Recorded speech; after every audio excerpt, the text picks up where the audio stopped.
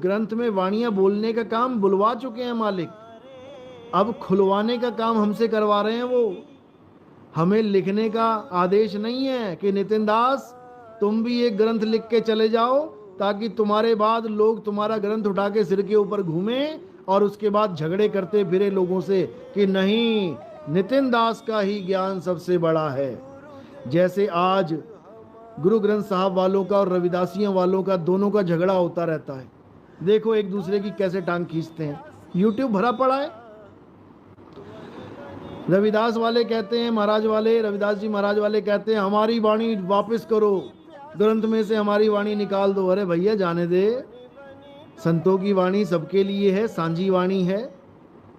उधर सिख वाले कहते हैं नहीं, केवल 10 ही गुरु हैं, बाकी सब भगत हैं। बताओ, नानक साहब अपने आप को कितना कितना नीवा करके गए हैं। उन्होंने कभी अपने आप को गुरु कहा ही नहीं। उन्होंने कहा शब्द गुरु सूरत धुन चेला। उन्होंने कहा जैसी में आवे खसम की बाणी। तो भैया गुरु तो खसम है, वाहे गुरु तो खसम है। ये सब भगत हैं, भक्ति करते हैं ये लोग।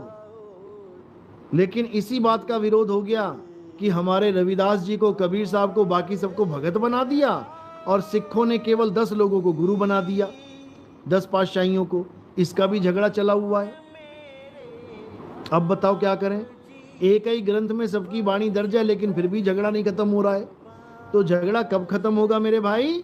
जब हम शब्द गुरु को समझ लेंगे, जब हम शब्द गुरु को जान लेंगे तो समझ में आ जाएगा कि एको सिमरो नानका जो जल थल रहा समाए, और वाही को क्यों सिमरिए जो जम्मे ते मर जाए।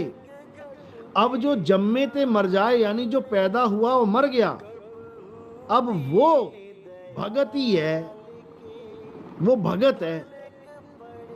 हाँ, जिन लोगों को वो दीक्षा दे रहा है उनका वो गुरु है, क्योंकि गुरु ही ज्ञान दे रहा है। परमात्मा थोड़ी नहीं आके ज्ञान दे रहा है सबको। एक इंसान को चुन लिया परमात्मा ने कि भाई तुम ज्ञान दो, तो जो ज्ञान दे रहा है वो गुरु कहला रहा है। और जो परमात्मा है वो शब्द गुरु यानी सतगुरु कहला रहा है। समझो, तो कबीर साहब ने जिनको ज्ञान दिया, कबीर साहब उनके गुरु हैं। रविदास जी महाराज ने जिसको ज्ञान दिया वो उनके गुरु हैं।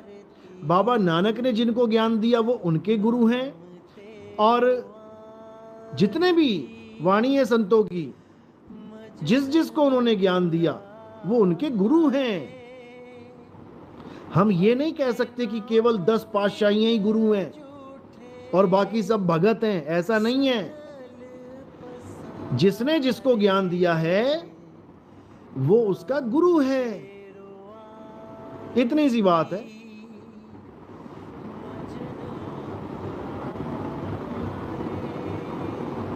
समझो,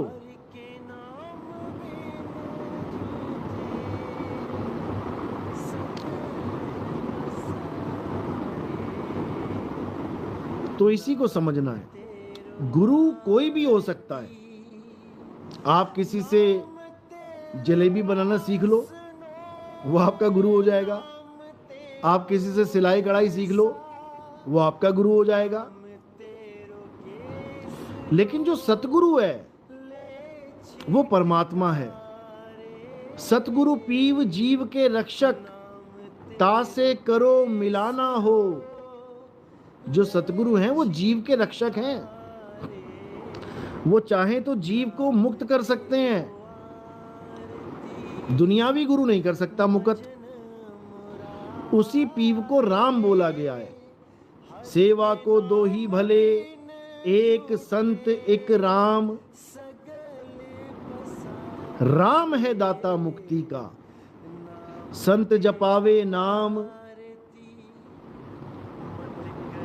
समझो, तो जो नाम है वो तुम्हें गुरु देगा, और जो नाम दिया जाएगा वो कोई अक्षरों का नाम नहीं होगा, वो स्वयं परमात्मा होगा। नाम का भेद का मतलब होता है परमात्मा का भेद बता देना। सोई गुरु पूरा कहावे, दो अक्षर का भेद बतावे, एक छुड़ावे एक लखावे, तब प्राणी निज घर को जावे। समझो, यानी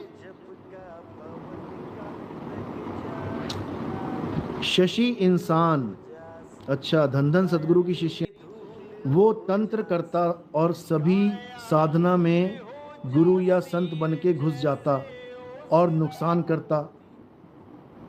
क्या उस नीच व्यक्ति से छुटकारा मिल सकता है? बिल्कुल मिल सकता है, क्यों नहीं मिल सकता। ऐसी कोई चीज ही नहीं है जिससे छुटकारा ना मिले। परमात्मा से बड़ा कोई नहीं है, याद रखो। हाँ, तुम्हारा लेन देन उसके साथ अगर है तो लेन देन तो पूरा करना पड़ेगा।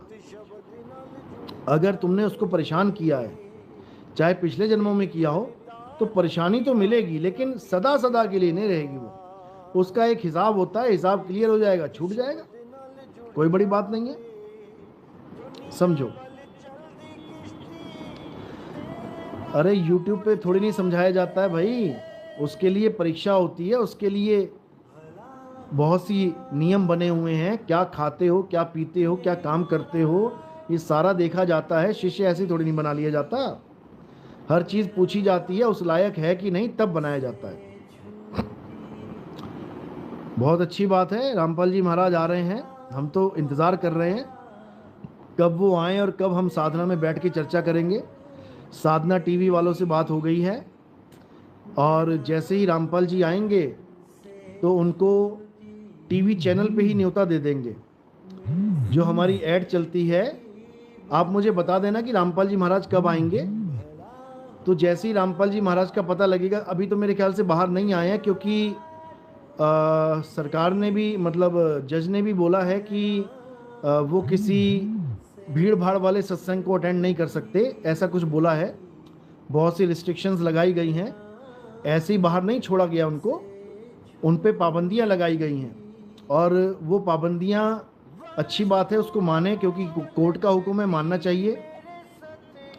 लेकिन एक साथ बैठ के एक कमरे में 2 लोग बैठ सकते हैं, ऐसी कोई दिक्कत नहीं है। तो जब वो बाहर आ जाएंगे तो मुझे बता देना, मैं साधना चैनल पे और ईश्वर टीवी पे ये डिबेट का जो है मैं बोल दूंगा। अगर आप एक बार रामपाल जी से पूछ लेंगे कि हाँ वो तैयार हैं, तो हमें कोई दिक्कत नहीं है। बल्कि अच्छी बात है, हजारों लाखों भक्तों को एक रास्ता मिलेगा, एक सच्चा मार्ग मिलेगा, क्योंकि गुरु का तो काम ही यही है, सत्य असत्य का निबेड़ा करना। अगर उनका ज्ञान श्रेष्ठ होगा तो अच्छी बात है, हम उनको सपोर्ट करेंगे। और अगर उनका ज्ञान फेल हो जाएगा तो भैया अच्छा है कि फिर उनको छोड़ के आगे बढ़ जाना, नहीं तो उसके बाद ना गुरु मिलेगा ना चेला, समझ लो। क्योंकि एक बार इस संसार को छोड़ के निकल गए तो गुरु चेले को नहीं पहचान पाएगा।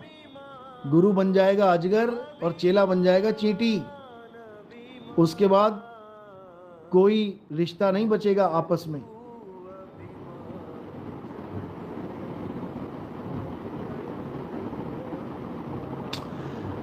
बेटा ये बातें ना तुम्हारी जो हैं, ये इसको बकवासबाजी कहते हैं। हमारा काम है सत्य असत्य का भेद बताना।